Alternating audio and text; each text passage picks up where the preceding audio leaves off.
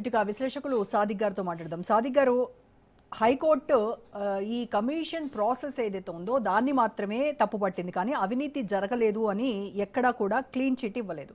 కానీ గ్రౌండ్ లెవెల్లో ప్రజలు దీన్ని బీఆర్ఎస్ విజయంగా చూసేటువంటి అవకాశం ఉందంటారా? ఈ టెక్నికల్ దీన్ని బీఆర్ఎస్ రాజకీయంగా ఏమైనా క్యాష్ చేసుకుంటుందా? ఈ తీర్పు కాంగ్రెస్కి ఎంత మైనస్ అయ్యేటువంటి అవకాశం ఉంది? ఇప్పుడు ఇదంతా కూడా టెక్నికల్ గా వచ్చినటువంటి ప్రాబ్లం. సెక్షన్ 8B ఏం చెప్తున్నారంటే, ఎంక్వైరీ కమిషన్స్ దాంట్లో వీళ్ళకు ఎవరైతే విట్నెస్లను విచారిస్తారో ఆ విచారించే విట్నెస్లని లేదా ఎవరైతే సాక్ష్యం కమిషన్ ఎదురుగా చెప్తుందో కమిషన్ ఎవరికి వ్యతిరేకంగా అంటే ఈ సాక్ష్యాన్ని ఒకటి పాయింట్ ఆఫ్ ఆర్డర్, ఇప్పుడు ఏదైతే కమిషన్ వేశారో గతంలో జరిగిన దానికి వ్యతిరేకంగా కానీ లేదా దానికి సరిగా ఉందని కానీ చెప్పే వాళ్ళ అన్ని సాక్ష్యాలకు ఒకవేళ వ్యతిరేకంగా ఉందని చెప్పే వాళ్ళకి వేరే వాళ్ళకి అవకాశం ఇవ్వాల్సి ఉంటుంది క్రాస్ చేసేయడానికి. అంటే నేను మీకు వ్యతిరేకంగా ఒక సాక్ష్యాన్ని చెప్తున్నాను అనుకోండి, మీకు వ్యతిరేకంగా ఒక సాక్ష్యాన్ని ఇస్తున్నప్పుడు ఆ సాక్ష్యాన్ని రికార్డ్ చేస్తారు కమిషన్ వాళ్ళు. రికార్డ్ చేసిన తర్వాత మీరేమైనా చెప్పదలుచుకున్నారా? కేసీఆర్ గారికి వ్యతిరేకంగా నేను ఒక సాక్ష్యాన్ని అక్కడ ప్రవేశపెట్టాను అనుకోండి. ప్రవేశపెట్టినప్పుడు ఏం చేస్తారంటే కేసీఆర్ గారి తరఫున అడుగుతారు, కేసీఆర్ గారు మీ తరఫున మీకు ఇవన్నీ మీ మీద మరి వీళ్ళు చెప్పారు, ఈయనని ఏమైనా మీరు క్రాస్ చేస్తారా? ఈ అధికారిని మీరు ఏమైనా క్రాస్ చేస్తారా? క్రాస్ చేయడం అంటే మీరు ఎప్పుడు నాకు చెప్పారు, మీరు ఎప్పుడు నన్ను కలిశారు, ఇవన్నీ క్వశ్చన్స్ అడిగేటి క్రాస్ చేయడానికి. అంటే అవతలి వ్యక్తి ఇప్పుడు మీ మీద నేను నింద మోపినప్పుడు అవతలి వ్యక్తికి మిమ్మల్ని క్రాస్ చేసే అధికారం కూడా, మీ సాక్ష్యాన్ని క్రాస్ చేసేదానికి కూడా ఇవ్వాలి. అంతేకాకుండా నోటీసులు ఇవ్వాలి, క్రాస్ చేసే అధికారం ఉంటుంది. అన్నీ కూడా వీటన్నిటినీ కూడా ఈ అవతలి వ్యక్తికి ఇవ్వలేదు, వ్యక్తులకు అందరికీ కూడా సరి అయినటువంటి హక్కుని ఇవ్వలేదు. దేనిలో ట్రయల్ విచారణ సమయంలో జరిగేటువంటి దాంట్లో హక్కులను వాళ్ళకి ఇవ్వలేదు. కాబట్టి దీని యొక్క బేస్ రిపోర్టు అప్పుడు అవన్నీ అయిన తర్వాతనే రిపోర్ట్ రాయాల్సి. అట్లా కాకుండా రిపోర్ట్ రాశారు కాబట్టి ఆ రిపోర్టు బేసిస్ గా మీరు ఎటువంటి చర్యలు తీసుకోవడానికి వీల్లేదు అని చెప్పింది. మరి బేసిస్ ఆఫ్ ది రిపోర్ట్ చర్యలు తీసుకోవడానికి వీల్లేదు అన్నప్పుడు ఏం చేయాలి? ఇప్పుడు కమిషన్ మళ్ళీ అవన్నీ తీసుకోవాలి కదా, మళ్ళీ రోల్ బ్యాక్ కదా, అంతేగా. అంటే మళ్ళీ సెక్షన్స్ కింద వాళ్ళకి ఇవ్వాలి, మళ్ళీ రోల్ బ్యాక్ కావాలి కదా. మళ్ళీ రోల్ బ్యాక్ అవుతుందా కాదా, మళ్ళీ రోల్ బ్యాక్ అవుతుందా కాదా, రోల్ బ్యాక్ అయ్యి మళ్ళీ వాళ్ళకి అవకాశాన్ని ఇచ్చి మళ్ళీ రిపోర్ట్ను తిరగరాయాల్సి ఉంటుంది. ఈ విషయాన్ని మనం మర్చిపోవద్దు. ఒకవేళ అది చేయలేదనుకోండి, ఇట్లాగే రిపోర్ట్ దేనికి పనికి రాకుండా, నాలుక గీసుకోవడానికి కూడా పనికి రాకుండా, వీళ్ళు ఎటువంటి చర్యలు తీసుకోవడానికి, రాష్ట్ర ప్రభుత్వం ఎటువంటి చర్యలు తీసుకోవడానికి వీల్లేదు. ఆ రిపోర్టు సంపూర్ణమైన విచారణ ప్రక్రియ తర్వాత జరిగిన రిపోర్టు కాదు అని కోర్టు తేటతెల్లం చేసింది. విచారణ ప్రక్రియను మీరు సరిగా నిర్వహించలేదు అని కోర్టు చెప్పింది. మరి విచారణ ప్రక్రియను సరిగా నిర్వహించడానికి మళ్ళీ పీస్ ఘోష్ కమిషన్ వాళ్ళకి మళ్ళీ అవకాశం ఇస్తారా? లేకపోతే విచారణను మళ్ళీ తిరిగి రాసి మళ్ళీ తిరిగి రిపోర్ట్ ఇస్తారా? ఏం జరుగుతుందో మనము ఈ రేపు కేబినెట్ మీటింగ్ లో పెడతారా, తర్వాత మీటింగ్ లో పెడతారా, ఏం జరుగుతుంది అనేది అంటే ప్రాసెస్ మళ్ళీ మొదటి నుంచి అయ్యేటువంటి అవకాశం కూడా ఉంటుందంటారా? విచారణ మొదటి నుంచి.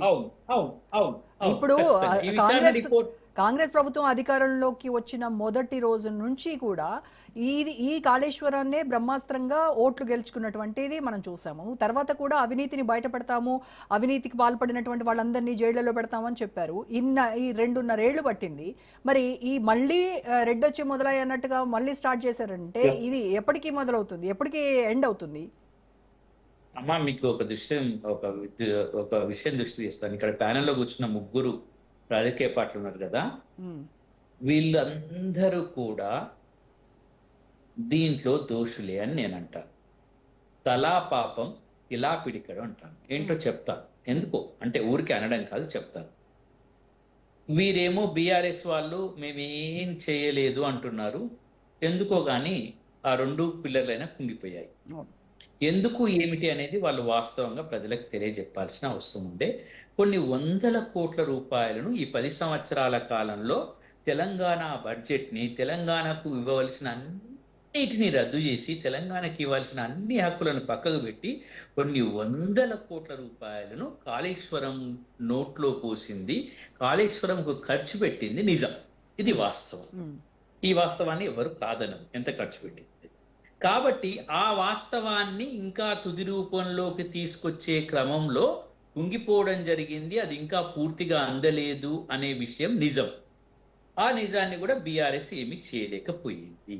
కాబట్టి ఖచ్చితంగా ఆ రాజ్య స్వభావం ఇప్పుడు ఈరోజు గమ్మత్తుగా ఆర్టీసీ గురించి మాట్లాడేటువంటి ప్రయత్నం చేస్తున్నారు బీఆర్ఎస్ వాళ్ళు. అంటే నిజంగా ఎంత నవ్వొస్తుంది అంటే 57 రోజులు నేను వాళ్ళతో ఉన్నానమ్మా. 57 రోజులు హైకోర్టులో ఎన్నో పిటిషన్స్ చేశాను. నాకు నవ్వొస్తుందమ్మా. నాకు చర్చలు లేవు, ఆర్టీసీ అదెక్కడిది అమ్మా, వద్దమ్మా అంటే ఆ చర్చలోకి ఇప్పుడు అది పక్కకు పెడదాం. అంటే తలా పాపం తిలా పిడికడు వీళ్ళకు. అంటే ఒక రాజ్య స్వభావంలో ఇప్పుడు మాకు ఏమైపోయిందంటే అమ్మా, ప్రతిపక్షానికి మాట్లాడే హక్కు లేకుండా బీఆర్ఎస్ చేసుకుంది. అది ధరణి కానివ్వండి, అది కాళేశ్వరం కానివ్వండి, అది ఆర్టీసీ కానివ్వండి. మీరేం చేసినని అడుగుతారు ఖచ్చితంగా. ఎగ్జాక్ట్లీ మీరు ఎక్కడ పోయినని అడుగుతారు. అడిగితే వీళ్ళు ట్యాంక్ బండ్ ఎక్కితే తలలు బల కొట్టిండ్రమ్మా. మా ఆర్టీసీ కార్మికులు ట్యాంక్ బండ్ ఎక్కితే తలలు బల కొట్టిండ్రు. వీళ్ళు ఏం మాట్లాడతారమ్మా, ఎవరికి మాట్లాడే అధికారం ఉందా? అందుకోసం తలా పాపం తిలా. ఇప్పుడు ఈ గోస్ట్ కమిషన్ విషయంకి వద్దాం, కాళేశ్వరం విషయానికి వద్దాం. ఈ రెండో విషయం బీఆర్ఎస్ అయిపోయింది. కాంగ్రెస్ ఏం చేసిందమ్మా, మూసీ నది అని మొదలుపెట్టింది. ఇంకా మొదలుపెట్టింది అది సేమ్. రేపు కాళేశ్వరం మీద ఎంతైతే లొల్లి జరుగుతుందో, రేపు రాబోయే ప్రభుత్వము ఒకవేళ వీళ్ళు 5 సంవత్సరాలు మళ్ళీ వచ్చినా, మళ్ళీ రాబోయే ప్రభుత్వం అయినా మళ్ళీ కాళేశ్వరం పేస్ లో మూసి వస్తుంది. అవునమ్మా. నేను ఒక విషయం చెప్తానమ్మా. అంటే నేను దాని గురించి ప్రజలు ఏమనుకుంటున్నారో చెప్తాను. నాకేమి కులాల మీద మతాల మీద నాకేం పట్టింపు లేదు, కానీ ప్రజలు ఏమనుకుంటున్నారో చెప్పాలి. వెలమ కులం పోయింది, రెడ్డి కులం వచ్చింది అని ప్రజలు అనుకుంటారు అమ్మా. ప్రజలు అనుకుంటారు, నేను అనట్లేదు. అట్లాగే కాళేశ్వరం పోయింది, మూసి వస్తుంది అనుకుంటారు ప్రజలు అనుకునేది ఏందమ్మా ఇది. తర్వాత ధరణి పోయింది, భూభారతికి భారంగా వచ్చింది, భూమికే భారంగా వస్తుంది భూభారతి అని అంటున్నారు. అంటే రాజ్య స్వభావంలో ఏది కూడా తగ్గలేదు, హెచ్చింపబడలేదు. వాళ్ళు ఆ రోజు ఈ రోజు ఏం చేస్తున్నారంటే ఆర్టీసీ బస్సులను వీళ్ళు నడుపుతున్నారమ్మా. ఈ రోజు నేను పోయి చూసినప్పుడు అంటే ఏం జరిగిందంటే వాళ్ళు అణిచివేస్తున్నారు, వీళ్ళు అణిచివేస్తున్నారు. ఒక్క పాయింట్ యాడ్ చేస్తా. ఒక్క పాయింట్, టీఎస్ పోయింది, టీడీ వచ్చింది. టీఎస్ పోయింది, టీడీ వచ్చింది. అంతే. ఈ వాళ్ళు అణిచివేస్తున్నారు, వీళ్ళు అణిచివేస్తున్నారు. ఇక మూడో విషయానికి వస్తానమ్మా, మా వెంకటరెడ్డి గారి దగ్గరికి వస్తాను. రామరెడ్డి వీళ్ళకు సిబిఐ రిపోర్ట్ దగ్గరికి వచ్చినాం. సిబిఐ వేసింది కదమ్మా. సిబిఐని మనం బీజేపీ పార్టీని తప్పట్లేము. ఇక్కడ బీజేపీ పార్టీని మనం finger point towards not BJP party. మీరు సిబిఐ ఎంక్వైరీకి ఇస్తారా, మీకు ఆ దమ్ముందా, కేంద్ర ప్రభుత్వానికి చెప్తారా అని వీళ్ళే ప్రొవోకేట్ చేసిందాము. అది నిజం. ఇచ్చిన తర్వాత మనం ఏమనుకున్నాం, సరే మనం ఏమనుకుంటాం, ఈడీ అంటే సిబిఐ అంటే మనము అనుకుంటాం, సంస్థలు అనుకుంటాం. అది అనుకోమమ్మా, అన్ని జేబు సంస్థలు బీజేపీ జేబు సంస్థలు అనుకుంటాం. అది అనుకుంటాం. సరే అది నిజమా కాదా ఆ చర్చ వేరు, ఆ చర్చ జోలికి వద్దామా. ఇప్పుడు మనం అనుకుంటాం అంటే కేంద్ర ప్రభుత్వంలో ఉంది అనుకుందాం. మనం అదంతా వదిలేసేసి కేంద్ర ప్రభుత్వంలో వాళ్ళు ఉన్నారు కాబట్టి కేంద్ర ప్రభుత్వం చెప్తే నడుస్తుంది, లేకపోతే స్వయం ప్రతిపత్తి నడుస్తుంది అని అనుకుందాం. ఏమైందమ్మా సిబిఐ రిపోర్ట్? ఎందుకు బీజేపీ వాళ్ళు ఎంబడిపడి సిబిఐ రిపోర్ట్ వాళ్ళ దగ్గరనే కదా, ఢిల్లీలోనే కదా, మళ్ళీ కిషన్ రెడ్డి వాళ్ళు పోయి రాష్ట్ర ప్రభుత్వం నుంచి రావాల్సింది సరిగా ఇవ్వలేదని అంటున్నారు కదా. అదే కదా వాళ్ళు లెటర్ రాశారు. రామరెడ్డి గారు ఒక నిమిషం, రామరెడ్డి గారు ఒక నిమిషం. ఇవ్వకపోతే అది ఇవ్వకపోతే ప్రజల దృష్టి తీసుకురావడానికి వీళ్ళు ఏమైనా ప్రయత్నం చేసిందా, ప్రజలకు చెప్పిందా, ఒక ధర్నా చేసిందా? ఓ సిబిఐ వాళ్ళకి నేను ఇంకొక విషయం కూడా చెప్తాను. రేపు రికార్డ్ చేసుకొని పెట్టుకోండి, చరిత్ర పునరావృతం అవుతుంది. ఇది రికార్డ్ చేయండి. వచ్చే ఎన్నికల్లో ఒక్క మాట చెప్తా,